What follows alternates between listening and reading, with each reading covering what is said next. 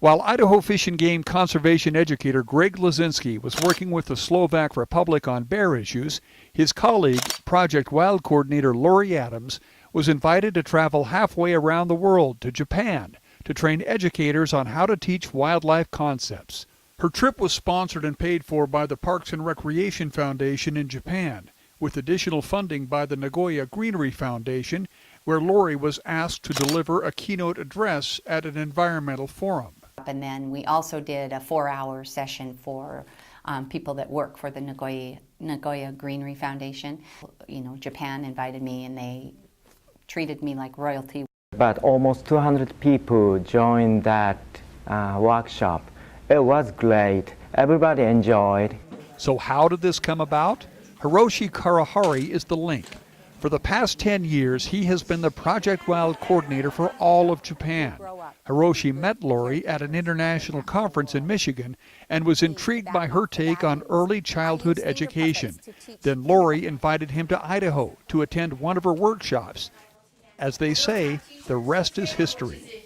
And as we were talking, somebody said, yeah, maybe you should go to Japan. And I thought, yeah, not in a million years. And Hiroshi and I kept in contact through email. And then before last year's conference, Hiroshi had invited me for sure to come to Japan.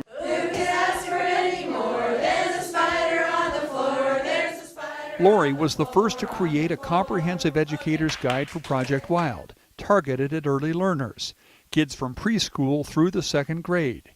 Each page explains a wildlife concept and includes a lesson plan, activities, songs, art projects, and even a snack that relates to the topic.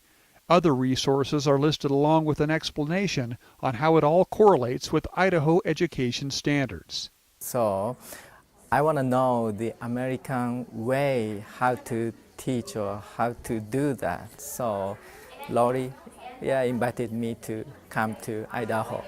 Hiroshi observed how Lori ran a teacher's workshop and even stepped in to help when it came to an explanation of an ancient Japanese art form. Gyo means fish.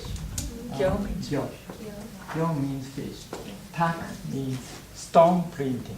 I don't know stone printing. Hiroshi plans to introduce early learner methods in Japan this year. So the idea is to take his observations from Idaho and bring Lori and her crazy energy to the other side of the world to kick it off. I like this atmosphere, that she's making this atmosphere very cheerful and it's easy to learn, or it's kind of, interesting and happy.